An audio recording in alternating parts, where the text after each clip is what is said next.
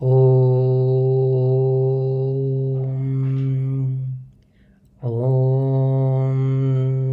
శ్రీమాత్రే నమః. శ్రీ లలితా సహస్రనామ స్తోత్రం 164వ శ్లోకం.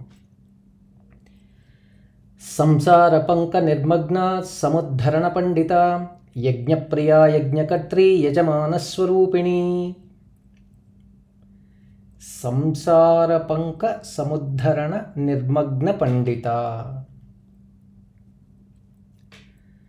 రాగద్వేషములు, అరిషడ్వర్గములు, సంచిత ఆగామి ప్రారబ్ధ కర్మలు, వాటి భావాభావములే సంసార పంకం. అజ్ఞాన పంకం, జనన మరణమను వలయంలో చిక్కుకొని పోవుటే సంసార పంక నిర్మగ్నం. దీని నుండి బయటపడుటకు మార్గం పరమేశ్వరిని మనసారా ఆశ్రయించుటే. అదే త్వమేవ శరణం మమ.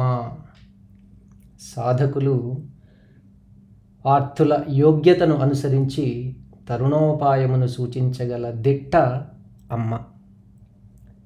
భక్తులందు వాత్సల్య భావంతో ఉద్ధరించున్నది జగన్మాత. అందుకే అమ్మ సంసార పంక నిర్మగ్న సముద్ధరణ పండిత.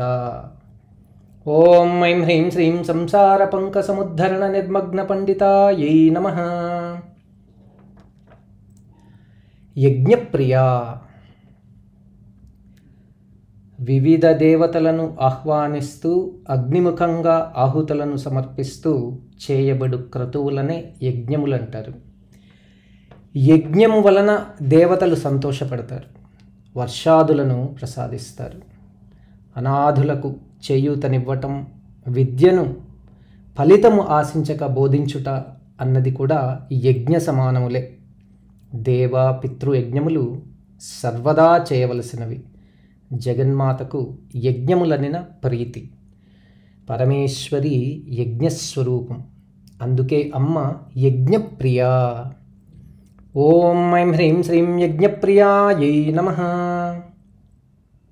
యజమాన స్వరూపిణి. యజ్ఞమును సంకల్పించువాడు, యజ్ఞమును నిర్వర్తించువాడు, యజ్ఞం అని యజ్ఞక్రియలోని అంశములు, యజ్ఞమును సంకల్పించి నిర్వర్తించువాడు యజ్ఞమునకు కర్త.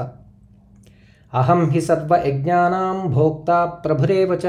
సర్వయజ్ఞములకు భోక్తయు కర్తయు నేనే. యజ్ఞో వై విష్ణు. యజ్ఞం విష్ణుస్వరూపం. ఆ విష్ణుతత్వం వైష్ణవీ పరాంశం. సర్వయజ్ఞములకు మూలరూపం పరమేశ్వరి యజ్ఞకర్త్రి.